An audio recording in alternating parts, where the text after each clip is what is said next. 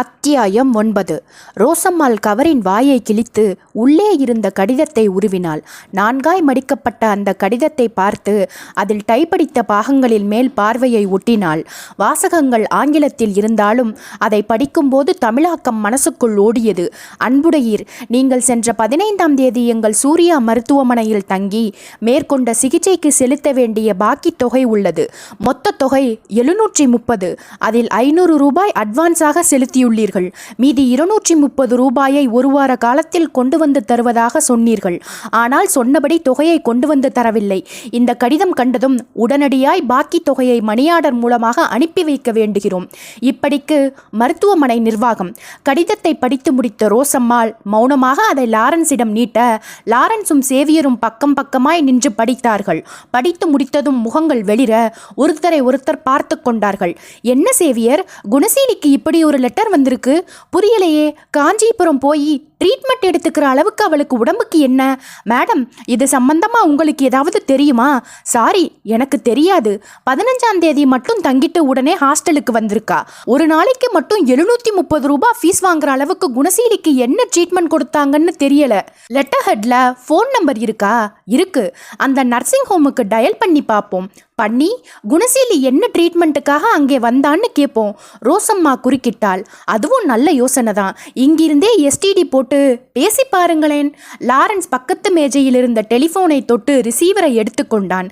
Kanchipuram code நம்பரை டைரக்டரியில் பார்த்து கொண்டு டயலை சுழற்றினான். 2 தடவை முயற்சித்த பின் 3வது தடவை இணைப்பு கிடைத்தது. Hello, Surya nursing home? Yes. ஒரு பெண்ணின் குரல் கேட்டது. டாக்டர் இருக்காரா? அவர் இப்பத்தான் வீட்டுக்கு போனார். நீங்க யாரு? போன 15ஆம் தேதி ஒரு பேஷண்ட் உங்க நர்சிங் ஹோம்ல ட்ரீட்மெண்ட் எடுத்துக்கிட்ட விஷயமா டாக்டர் கிட்ட பேசணும். நான் எங்க ஸ்டாஃப் நர்ஸா இருக்கேன். நீங்க எதை பேசுறதா இருந்தாலும் என்கிட்ட பேசலாம். உங்களுக்கு என்ன தகவல் வேணும்? குணசீலின்னு ஒரு பொண்ணு போன 15ஆம் தேதி நர்சிங் ஹோம்ல ஒரு நாள் தங்கி என்ன ட்ரீட்மெண்ட் எடுத்துக்கிட்டாங்கன்னு சொல்ல முடியுமா? ஒரு நிமிஷம் லைன்ல இருங்க. காத்திருந்தான் லாரன்ஸ். அரை நிமிஷம் முடிவதற்குள் லைனில் குரல் வந்தது. பேஷண்ட் பேரு குணசீலி தானே? ஆமாம், டிஎன்சிக்காக அட்மிட் ஆகியிருந்தாங்க.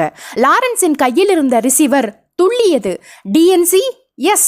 ரிசீவரை வைத்துவிட்டு அப்படியே தளர்ந்து போய் உட்கார்ந்தான் லாரன்ஸ். முகத்திலும் கழுத்திலும் வியர்த்து கொட்டியிருந்தது. சேவியர் அவன் தோள் மேல் கையை வைத்தான். லாரன்ஸ், குணசீலி கருச்சிதைவுக்காக அந்த ஹாஸ்பிட்டலுக்கு போயிருப்பான்னு நீ நினைக்கிறியா? ஸ்டாஃப் நர்ஸ் சொல்றாளே, எனக்கு நம்பிக்கை இல்லை. அப்படின்னா ஹாஸ்பிட்டல் நிர்வாகம் பாக்கி தொகை கேட்டு எழுதியிருக்கிற இந்த லெட்டர் பொய்யா? சரி, கிளம்பு. எங்கே? காஞ்சிபுரம் போவோம். அந்த ஹாஸ்பிட்டலுக்கு போய் டாக்டரை சந்திச்சு நேரடியாவே கேட்போம். இதுல கேட்கறதுக்கு என்ன இருக்கு சேவியர்? நிறைய விஷயம் இருக்கு. வா லாரன்ஸ், இனிமே தான் உனக்கும் எனக்கும் வேலை ஆரம்பம். இருவரும் காஞ்சிபுரம் சூர்யா நர்சிங் ஹோம் போய் சேர்ந்த போது மதியம் 2 மணி. புதிதாய் கட்டப்பட்ட நர்சிங் ஹோம் சுவர்களும் கதவுகளும் வெள்ளை பெயிண்டில் பளபளத்தது. டாக்டர் அம்மாள் ஒற்றை நாடி சரீரத்தில் சிவப்பாய் அந்த கால நடிகை காஞ்சனாவை ஞாபகத்துக்கு கொண்டு வந்தாள். அறையில் ஓய்வாய் கிடைத்தாள். பேரென்ன சொன்னீங்க? குணசீலி. ஹாஸ்பிட்டல் லெட்ஜரை புரட்டி பார்த்துவிட்டு மெல்லிய குரலில் சொன்னார். Yes, she had come for DNC. அவளோட வேற யாராவது வந்தாங்களா? ஒரு பொண்ணு வந்திருந்தா. பொண்ணா? அவ பேரு தெரியல. குணசீலிய பார்க்கறதுக்கு ஆண் யாராவது வந்தாங்களா? வரல. குணசீலியோடு வந்த பெண் எப்படி இருந்தா டாக்டர்? அழகா, சிவப்பா, சுருட்ட முடியோடு, உயரமா? சேவியரும் லாரன்ஸும் திடுக்கிட்டு போய் ஒருத்தரை ஒருத்தர் பார்த்து கொண்டார்கள். லாரன்ஸ் டாக்டரிடம் பதற்றமாய் திரும்பினான். டாக்டர், இப்ப நீங்க சொன்ன அடையாளம் குணசீலியோடதா? குணசீலியோட வந்த பெண்ணோடதா? குணசீலியோட வந்த பொண்ணைத்தான் சொன்னேன். அப்படின்னா குணசீலி எப்படி இருந்தா? கொஞ்சம் உயரம் கம்மியா, மாநிறமா, கண்ணாடி போட்டுக்கிட்டு? டாக்டர் அம்மாள் சொல்ல சொல்ல சேவியர் தன் கையில் இருந்த பாக்கெட் டைரியை பிரித்து குணசீலியின் பாஸ்போர்ட் சைஸ் போட்டோவை எடுத்து நீட்டினான். இந்த போட்டோவை பாருங்க டாக்டர். டாக்டர் அம்மாள் போட்டோவை வாங்கி பார்த்துவிட்டு முகத்தில் எந்த சலனத்தையும் காட்டாமல் மெல்லிய குரலில் சொன்னால், இந்த பொண்ணு தான் குணசீலியோடு வந்த பொண்ணு.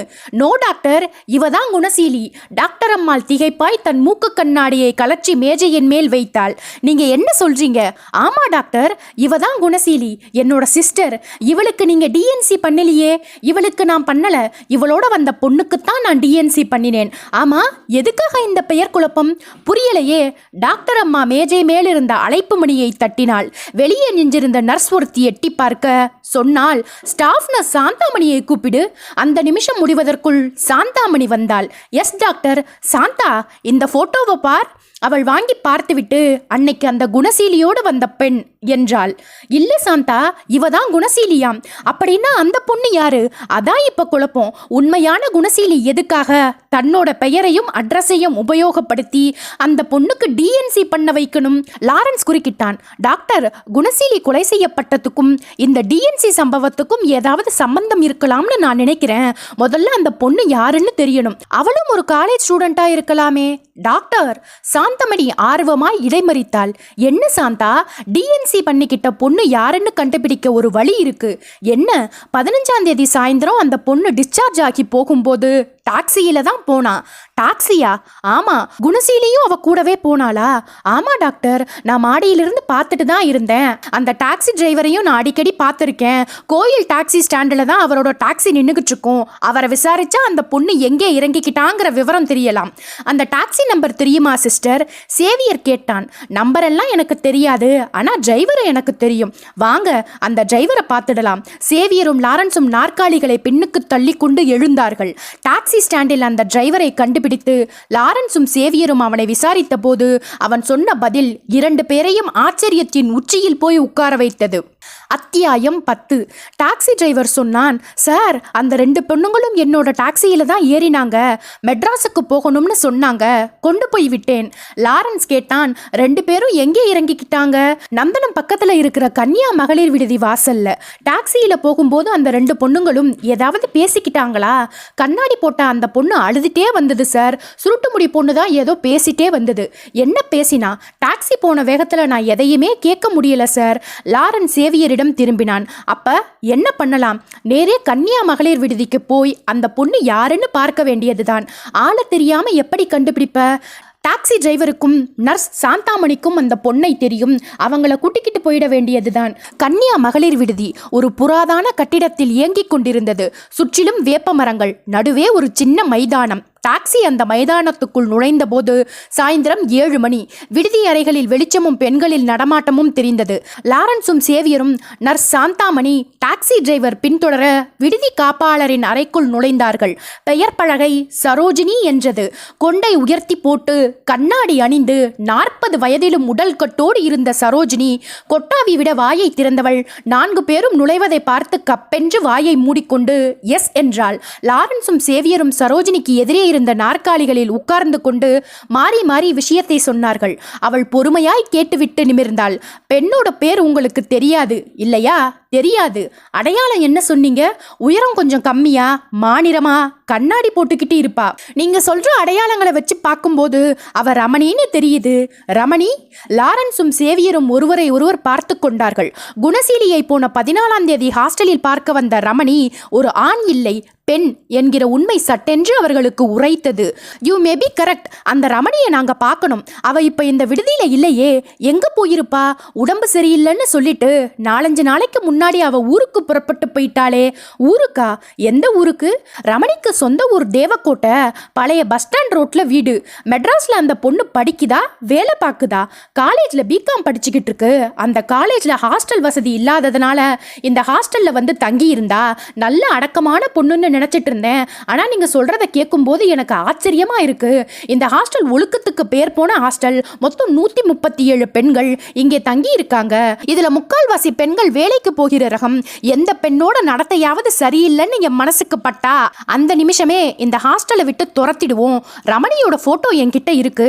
அந்த போட்டோவை பார்த்துட்டு ரமணி தானான்னு கன்ஃபார்ம் பண்ணுங்க சொன்ன சரோஜினி அருகில் இருந்த மரபீரோவை திறந்து ஆல்பம் ஒன்றை எடுத்தாள். அதை புரட்டி ஒரு பக்கத்தை காட்டினாள். இந்த பொண்ணா? டாக்ஸி டிரைவரும் நர்ஸ் சாந்தாமணியும் பார்த்துவிட்டு தலையசைத்தார்கள். இந்த பொண்ணுதான். சரோஜினி மேஜை மேலிருந்த அழைப்பு மணியை தட்டினாள். வெளியே நின்றிருந்த ஒரு பெண் எட்டி பார்த்தாள். போய் ரமணி ரூம்ல தங்கியிருந்த வசந்தாவை கூட்டிக்கிட்டு வா. அந்த நிமிஷம் முடிவதற்குள் வசந்தா வந்தாள். பூஞ்சை உடம்பு, திட்டு திட்டாய் பவுடர் முகம். அறையில் இருந்த அனைவரையும் மிரள மிரள பார்த்தாள். சரோஜினி கேட்டாள், வசந்தா, உன்னோட ரூம்மேட் ரமணி ஊருக்கு புறப்பட்டு போய் எவ்வளவு நாள் இருக்கும்? அவள் யோசித்து விட்டு 5 நாள் என்றாள். அவ எதுக்காக ஊருக்கு போறேன்னு சொன்னா? உடம்பு சரியில்லை, ஊருக்கு போய் 1 வாரம் இருந்துட்டு வரேன்னு சொன்னா. உனக்கு குணசீலிங்கிற பொண்ண தெரியுமா? தெரியும். ரமணியோட ஃப்ரெண்ட். 2 பேரையும் ஒரு தடவை சேர்ந்த மாதிரி பீச்சில் பார்த்தேன். குணசீலி நம்ம ஹாஸ்டலுக்கு வந்திருக்காளா? உள்ள வந்ததில்ல, வெளியே நின்று பேசிட்டு போயிடுவா. வசந்தா சொல்லி கொண்டிருக்கும் போதே லாரன்ஸ் குறுக்கிட்டு கேட்டான், 2 பேரும் எப்படி ஃப்ரெண்ட்ஸ் ஆனாங்கன்னு தெரியுமா? இன்டர் காலேஜிய டிபேட் ஒன்னுல 2 பேரும் பார்ட்டிசிபேட் பண்ணின போது பழகிக்கிட்டாங்களாம். இதை உங்களுக்கு யார் சொன்னா? ரமணியே ஒரு நாள் சொல்லியிருக்கா. தேவக்கோட்டைக்கு போயிருக்கிற ரமணி என்னைக்கு திரும்பி வருவா? 1 வாரம் இருந்துட்டு வரேன்னு போயிருக்கா. போய் 5 நாள் ஆச்சு. இன்னும் 2 நாள்ல திரும்பி வரலாம். ஊர்ல இருக்கிற ரமணியை கான்டாக்ட் பண்றதுக்கு ஃபோன் நம்பர் ஏதாவது இருக்கா? இல்லை. சரோஜினி லாரன்ஸை ஏறிட்டாள். ஒரு டெலிகிராம் கொடுத்து வர சொல்லலாமா? வேண்டாம். அந்த ரமணி கிட்ட என்னமோ தப்பு இருக்கு. குணசீலியோட கொலை விவகாரம் தெரிஞ்சுதான் அவ ஊருக்கு ஓடி இருக்கா. நேர்ல போய் பார்த்துதான் அவளை மடக்கணும். அப்படின்னா தேவக்கோட்டை போக போறீங்களா? இப்பவே. லாரன்ஸும் சேவியரும் எழுந்தார்கள். காலை 6 மணி. Saint Matthew church. Father Mariya Irudhayam பளீரென்ற வெள்ளை நிற அங்கியில் பிரார்த்தனை மேடையில் நின்று பிரசங்கத்தை நிகழ்த்தி கொண்டிருந்தார். வயது 60 இருக்கலாம். பழுத்த எலுமிச்ச நிறம், கனிவு ததும்பும் கண்கள். பிரசங்கத்தை முடித்துக்கொண்டு மேடையை விட்டு கீழே இறங்கி தன்னுடைய அறையை நோக்கி நடக்க ஆரம்பித்த மரிய இருதயத்தை நோக்கி கல்லறை தோட்ட தொழிலாளி ஆபிரகாம் வேக வேகமாய் ஓடி வந்தான். சாமி! வியர்வை முகம், மண்படி இந்த கைகள், திகில் உறைந்து போன கண்கள். என்ன ஆபிரகாம், ஏன் இப்படி ஓடி வர? எவனாவது குடிச்சிட்டு வந்து கலாட்டா பண்றானா? அது இல்லங்க சாமி. பின்ன என்ன? ஆபிரகாம் பார்வையை துரத்தி சுற்றும் முற்றும் பார்த்தான். ஃபாதரை இன்னும் கொஞ்சம் பக்கத்தில் நெருங்கினான். சாமி, நம்ம கல்லறை தோட்டத்து கிழக்கு திசை மூலையில என்ன ஒரு பொணம் சாமி. ஃபாதர் மரிய இருதயம் திடுக்கிட்டார். ஆபிரகாம், நீ என்ன சொல்ற? பொணமா? ஆமா சாமி, பொம்பளை பொணம். அத்தியாயம் 11. ஃபாதர் மரிய இருதயம் திடுக்கிட்டு போய் நிமிர்ந்தார். பொம்பளை பணமா? ஆமா சாமி, யாரோ திருட்டுத்தனமா கல்லறை தோட்டத்துக்கு பணத்தை கொண்டு வந்து அரையும் குறையமா புதைச்சிட்டு போயிருக்காங்க. வா பார்க்கலாம். ஆபிரகாம் முன்னால் வேக வேகமாய் நடக்க மரிய இருதயம் அவனை பின்தொடர்ந்தார். மரங்களால் அடர்த்தியாய் சூழப்பட்டிருந்த கல்லறை தோட்டம் நிசப்தமாய் இருந்தது. கல்லறைகள் புது சுண்ணாம்பு பூச்சில் வரிசை வரிசையாய் படுத்திருந்தன. கிழக்கு மூலையை நெருங்க நெருங்க காற்றில் அந்த வாசம் உட்கார்ந்திருந்தது. நாசி துவாரங்களை அவஸ்தையாய் சுரண்டி எடுக்கிற மாதிரியான துர்வாசம். மரிய இருதயம் கர்ச்சீஃபை எடுத்து வாயையும் மூக்கையும் பொத்திக் கொண்டார். இந்த பக்கமா வந்துடுங்க சாமி. ஆபிரகாம் வழிநடத்தி கொண்டு போய் மண் கொத்தப்பட்ட ஒரு இடத்தை காட்டினான். நொசநொசப்பாய் ஒரு கை, கொஞ்சம் தலைமுடி, ஜொம் என்று ஈ மொய்க்கும் பாதி முகம், மண்ணோடு மண்ணாய் ஐக்கியமாயிருந்த சேலை தலைப்பு. ஃபாதர் மரிய இருதயம் முகத்தை திருப்பிக் கொண்டார். வயிற்றுக்குள் இம்சையான உணர்வு. ஆபிரகாம், சாமி, நீ ஆர்ப்பாட்டம் பண்ணி கும்பலை கூட்டிடாத. நான் போய் போலீஸுக்கு ஃபோன் பண்ணிட்டு வந்துடுறேன். வாங்க இன்ஸ்பெக்டர். இன்ஸ்பெக்டர் விஜயகுமார் 2 கான்ஸ்டபிள்களோடு சர்ச்சுக்கு வர ஃபாதர் மரிய இருதயம் எதிர்கொண்டார். நெற்றியில் கவலையாய் வியர்வை. சர்ச்சில் கும்பல் சுத்தமாய் வடிந்திருந்தது. நடந்தார்கள். டெட் பாடி பொண்ணுதானே? ஆமா. கண்டிஷன் எப்படி?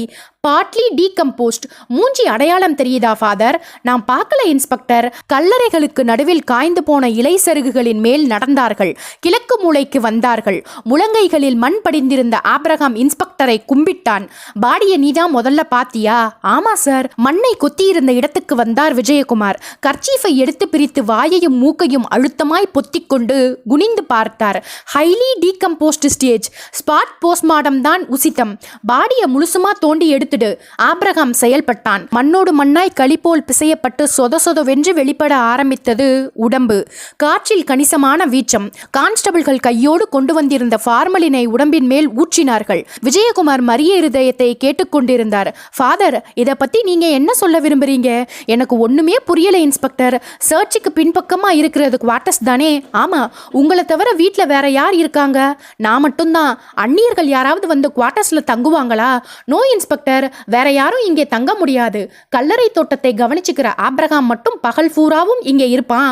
சாயந்தரம் 7 மணியானதும் அவனும் வீட்டுக்கு போயிடுவான். நீங்க வெளியே போகிற பழக்கம் உண்டா? திருச்சபை கூட்டங்களில் கலந்து கொள்ள 2வது ஞாயிற்றுக்கிழமைகளில் மட்டும் வெளியே போவேன். மற்றபடி 24 மணி நேரமும் சர்ச் இல்லைன்னா குவார்ட்டர்ஸ் தான். ஆப்ரஹாம் வியர்வையோடு விஜயகுமாரிடம் வந்தான். சார், பொணத்தை பார்த்தா சின்ன வயசு பொண்ணாட்டம் தெரியுது. ஆப்ரஹாம், சார், அந்த இடத்தை எதுக்காக நீ தோண்டின? கல்லறையை சுத்தியும் அதிகமா வளர்ந்திருக்கிற பார்த்தீனிய செடிகளை வேரோடு பிடுங்குற முயற்சியில் கொத்திக்கிட்டு இருந்தேன் சார். அப்பதான் அந்த இடத்துல பெரிய சைஸ் சிவப்பெரும்புகளை வரிசை வரிசையா பார்த்தேன். எதுக்காக இந்த இடத்துல இவ்வளவு எறும்புன்னு லேசா மண்வெட்டியால கொத்தி பார்த்தேன். மண்ணு கெட்டியா இல்லாம இலகலா இருந்துச்சு. மண்வெட்டியால 4-5 தடவை மண்ணை அள்ளி போட்டேன். லேசா நாரிச்சு. விடாம கொத்தி பார்த்தேன். கையும் மூஞ்சியும் தெரிஞ்சுது. சாமி கிட்ட வந்து சொன்னேன். இந்த கல்லறை தோட்டம் உன்னோட பராமரிப்புல தானே இருக்கு. ஆமா சார், உனக்கு தெரியுமே, இந்த பாடியை யார் கொண்டு வந்து புதைச்சிருக்க முடியும்? நான் பகல்ல மட்டும்தான் இங்க இருப்பேன் சார். இந்த பாடியை புதைச்ச சங்கதி ராத்திரி நேரத்துல தான் நடந்திருக்கணும். இது யாரோட காரியமா இருக்கலாம்னு நீ சந்தேகப்படுற? எனக்கு தெரியலங்க ஐயா. விஜயகுமார் அடுத்த கேள்விக்காக வாயை திறந்த வினாடி கான்ஸ்டபிள் ஒருவர் குரல் கொடுத்தார். சார், டாக்டர் வந்துட்டார். டாக்டர் ஷெட்டி காரில் நின்றும் இறங்கி கர்ச்சீஃபால் மூக்கை பொத்தியபடி வந்து கொண்டிருந்தார். பாடி என்ன சொல்லுது Vijayakumar? Highly decomposed stage. Spot post-mortem தான் உசிதம். ஃபார்மலின் தெளிச்சிட்டீங்களா? தெளிச்சாச்சு. ஃபார்மலின் தெளிச்சுமா இந்த நாத்தம் நாறுது? சீக்கிரம் போஸ்ட்மார்ட்டத்தை முடிங்க டாக்டர்.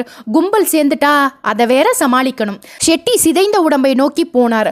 முழுசா 2 நாட்களின் ஃபாரன்சிக் ஆய்வுகளுக்கு பின் டாக்டர் ஷெட்டி விஜயகுமாரை ஸ்டேஷனில் சந்தித்தார். ரிப்போர்ட் ரெடி சொல்லிக்கொண்டே டைப் அடிக்கப்பட்ட கற்றையான காகிதங்களை மேஜை மேல் போட்டார். விக்டிம் இளம் பெண்ணா டாக்டர்? இனிக்கும் 20 வயது. மரணம் எப்படி? கத்தி குத்தா? ஹேங்கிங்கா? Something strange. புரியல. எனக்கும் புரியல. உடம்புல கத்தி குத்தோ வேறு எந்த காயமோ இல்ல. ஹேங்கிங் சாத்தியமே இல்ல. வாட்டர் ட்ரௌனிங், எலக்ட்ரிசிட்டி ஷாக் எதுவுமே பாசிபிலிட்டி இல்ல. Then death cause by poisoning. எப்படி சொல்றீங்க? விக்டிமோட சதை பாகங்கள்ல படிஞ்சிருக்கிற ரத்தம் கருப்பா இருக்கு. ரத்தம் கருப்பா இருக்கா? டெட் பாடியில ரத்தம் பின்ன எப்படி இருக்கும்? டார்க் ப்ரௌனிஷில் தான் இருக்கும். ஆனா இது ஸ்ட்ரேஞ்ச். தார் துணுக்குகள் மாதிரி ரத்தம் கருப்பா உறைஞ்சிருக்கு. அந்த பிளட்டை டிஸ்டில் பண்ணி அதுல கலந்திருக்கிற விஷத்தை கிளாசிஃபை பண்ணி பார்த்தோம். ஆனா பாய்சன் என்ன ஜாதின்னு பிடிபடல. விஜயகுமார் தன் வலது கை ஆட்காட்டி விரலால் புருவ மத்தியை தேய்த்து கொண்டே நிமிர்ந்தார். இந்த கருப்பு ரத்தம் விவகாரம் ரீசெண்டா வேற ஒரு கேஸ்ல அடிபட்டதே. சேரன் எக்ஸ்பிரஸ்ல டிராவல் பண்ணின குணசீலி கேஸ். கரெக்ட். இந்த கருப்பு ரத்தம் அந்த குணசீலி கேஸிலும் வந்தது. இப்ப இந்த பெண்ணோட கேஸிலும் வந்திருக்கு. ரெண்டுக்கும் ஏதாவது லிங்க் இருக்குமோ? மேஜை மேலிருந்த டெலிபோன் திடீரென்று விழித்து கொண்டு கத்த விஜயகுமார் ரிசீவரை எடுத்தார். ஹலோ, ஆமா, இஸ் இட்? சரி வாங்க, ஸ்டேஷனுக்கே வாங்க, வெயிட் பண்றேன். ரிசீவரை வைத்தவர் டாக்டரிடம் நிமிர்ந்தார். கொலையான பொண்ணு யாருன்னு 10 நிமிஷத்துல தெரிஞ்சிடும் டாக்டர். அத்தியாயம் 12. இன்ஸ்பெக்டர் விஜயகுமாரும் டாக்டர் ஷெட்டியும் ஸ்டேஷனில் காத்து கொண்டிருக்க 15வது நிமிஷம் வாசலில் ஒரு ஆட்டோ வந்து நின்றது. இளவயதில் ஒரு ஆணும் பெண்ணும் ஆட்டோவினின்றும் இறங்கி உள்ளே வந்தார்கள். 2 பேரின் முகங்களிலும் கணிசமான கலவரம். விஜயகுமார் கேட்டார், ஃபோன் பண்ணினது நீங்க தானே? ஆமா இன்ஸ்பெக்டர். அந்த இளைஞன் தலையாட்டினான். உட்காருங்க. இருவரும் உட்கார்ந்தார்கள். உங்க பேரு? Joel sir. She is my wife Esther Rani. எங்க இருக்கீங்க? விசுவாசபுரம் 3rd கிராஸ்ல வீடு. உங்க சந்தேகம் என்ன?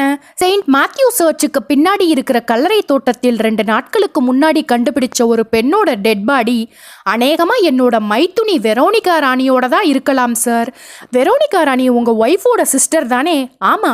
போட்டோ வச்சிருக்கீங்களா? இருக்கு. ஜோயல் போட்டோவை தன் சட்டை பையனின்றும் எடுத்து கொடுத்தான். விஜயகுமார் அதை வாங்கி பார்த்துவிட்டு டாக்டர் ஷெட்டியிடம் கொடுத்தார். பின் ஜோயலை ஏறிட்டார். கல்லறை தோட்டத்துல கிடைச்ச பெண்ணோட டெட் பாடி வெரோனிகா ராணியோடது தான் எப்படி சந்தேகப்படுறீங்க? பேப்பர்ல பார்த்த விவரங்களை வச்சுதான் சார். வெரோனிகா ராணி காணாம போய் கிட்டத்தட்ட 15 நாள் ஆகுது. சினிமாவுக்கு போறேன்னு கிளம்பி போனவ வீட்டுக்கே திரும்பல. அவ வீட்டை விட்டு போகும்போது வயலட் நிற சேலையும் ஜாக்கெட்டும் உடுத்தி இருந்தா.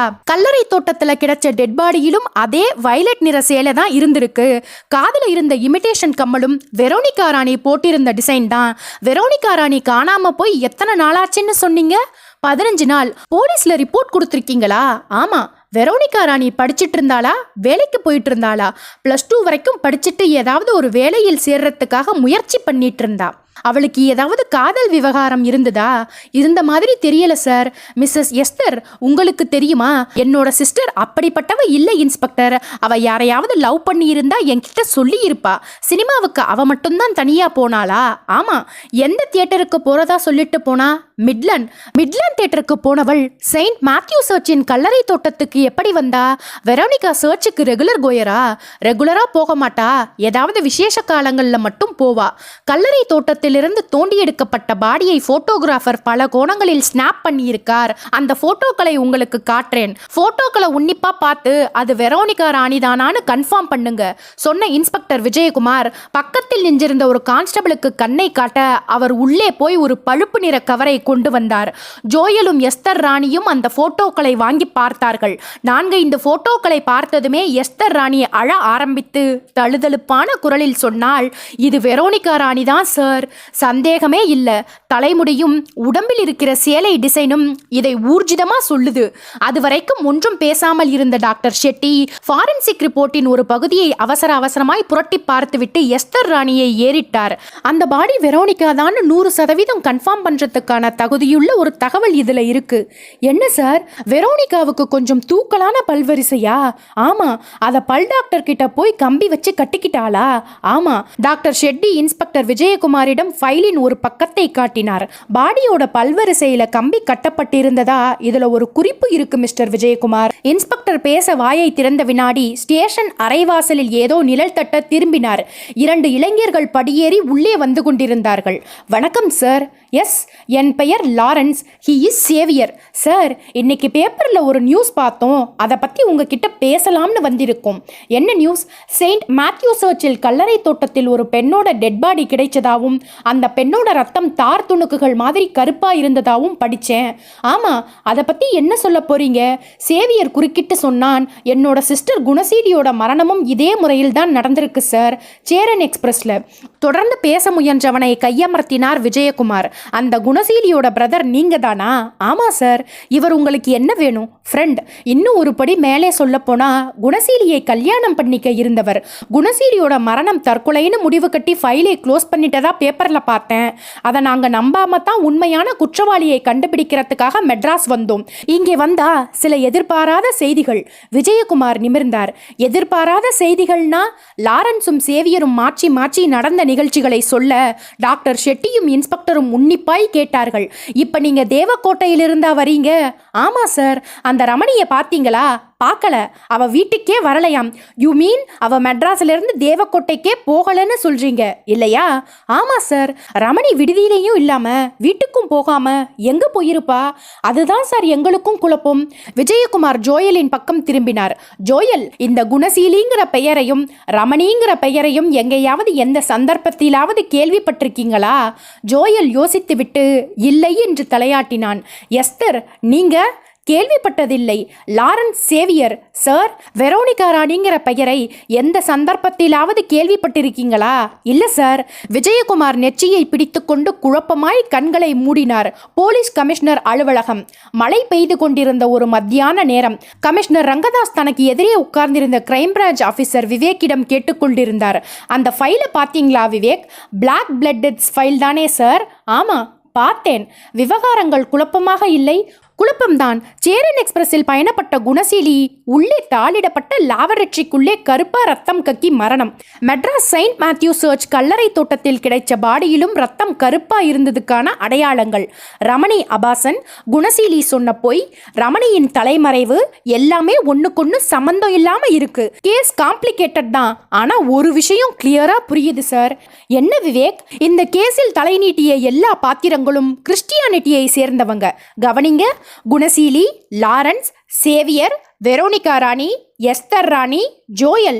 ரமணி மட்டும் ஒரு நெருடல். நீங்க என்ன சொல்ல வரீங்க விவேக்? கொலையாளி ரொம்ப கிட்டத்துல இருக்கணும்.